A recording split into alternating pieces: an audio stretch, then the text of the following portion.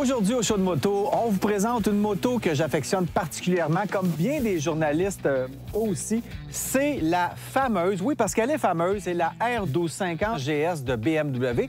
Mais cette fois-ci, on a mis la main sur l'édition spéciale 40e anniversaire. Pourquoi 40 ans? Bien évidemment, ça fait 40 ans que BMW est arrivé avec le concept d'une moto aventurière. À l'époque, on cherchait un peu à créer des nouvelles catégories.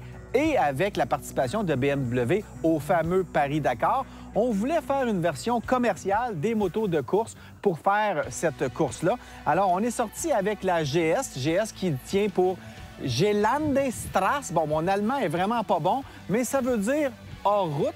Gelande et Strasse, route. Donc, c'est une moto qui peut faire les deux. Et c'est vraiment cette moto qui a fondé la catégorie des aventurières qu'on connaît aujourd'hui et qui est maintenant la plus vendue. Les aventurières dans les 750 cc et plus, c'est ce qui est le plus vendu maintenant en Amérique du Nord et à bien des endroits dans le monde. C'est la moto la plus vendue chez BMW aussi.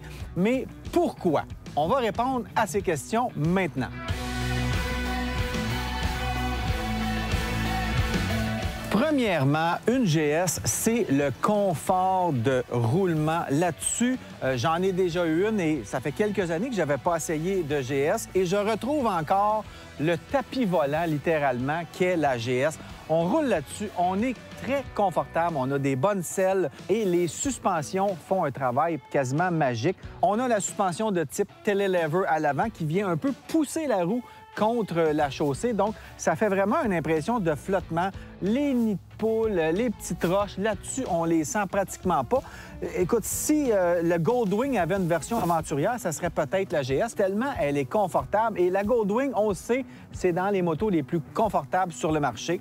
Mais pour revenir à la GS 40e anniversaire, bien, on retrouve le confort de roulement. On a des suspensions qui peuvent être dynamiques, donc on peut choisir le mode de suspension pour que celle-ci s'adapte au poids. Donc, on n'a plus besoin de dire à la moto, comme dans les versions précédentes, on est deux sur la moto, on a des bagages. Tout ça se fait automatiquement. La moto va littéralement sentir le poids sur la suspension et venir compenser pour qu'elle ait toujours la même assiette quand on la pilote. On a aussi des façons de moduler la suspension pour qu'elle soit plus dure, plus molle selon notre gré. On peut ajouter la précontrainte en arrière aussi. Donc, il y a vraiment plein d'électronique là-dessus, ce qui vient malheureusement ajouter un peu de poids parce que tous ces éléments-là de suspension avec des sensors et toutes sortes de choses là-dessus, bien, ça fait qu'on ajoute un peu de poids. Donc, cette moto-là est bien en haut de 500 livres, mais la beauté de la chose, c'est qu'on ne le sent pas du tout quand on roule cette moto-là, sauf peut-être si on l'amène dans des sentiers et qu'on l'échappe. Là, c'est un peu lourd à relever, mais vous le savez, on ne va jamais rouler en sentier si on est seul. Donc, à deux, ça se redresse bien. Mais c'est vraiment une moto qui est aussi à l'aise en hors-route que sur route. On a le goût de partir, faire un mois à travers les États-Unis là-dessus. Elle vient d'ailleurs, cette version 40e anniversaire, avec l'option des valises latérales qui sont conçues et fabriquées par Touratech, mais qui sont sous la marque BMW. On a aussi l'option keyless, donc sans clé. On s'approche de la moto, elle reconnaît la puce qu'on a sur nous. Et parfois, c'est pas vraiment des gros avantages d'avoir un keyless, mais cette fois-ci, quand on la met à off, on peut ouvrir le bouchon sans avoir à sortir la clé. Ça, c'est bien le fun aussi. On a évidemment sur cette moto-là, c'est la moto de presse. Elle est complètement équipée avec guidon chauffant, modulateur de vitesse. On a les sièges chauffants là-dessus aussi qui chauffent en masse. Donc, c'est vraiment une moto agréable en toute situation. On peut rouler ça pratiquement à l'année. Elle vient aussi avec les roues de broche, les belles roues dorées. C'est vraiment une moto qui est plaisante à conduire et qui est belle à regarder.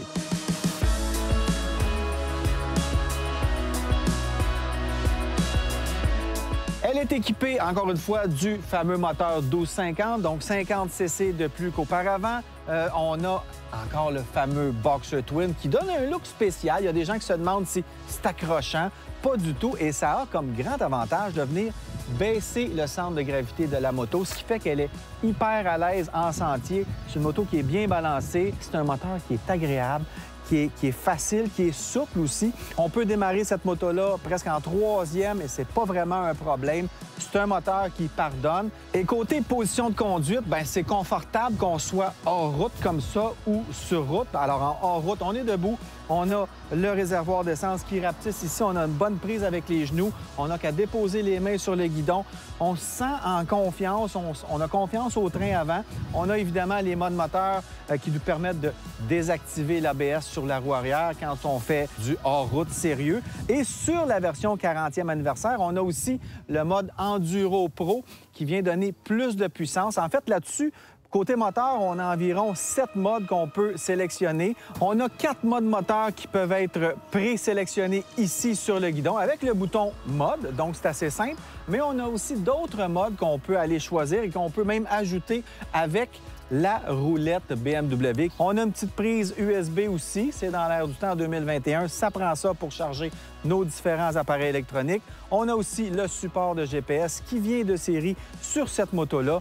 Donc, il y a vraiment plein d'options, ce qui en fait une moto hyper agréable à conduire, mais quand même assez dispendieuse. On parle d'un peu plus de 29 000 $ pour la GS 40e anniversaire avec les options dont celle-ci est équipée. Ça remplace pratiquement une Sport Touring. D'ailleurs, il y en a presque plus des Sport Touring sur le marché. Il y a peut-être la FJR encore chez Yamaha. Mais ce sont des motos qui sont confortables et spécialement la GS. Elle fait tout de belle façon.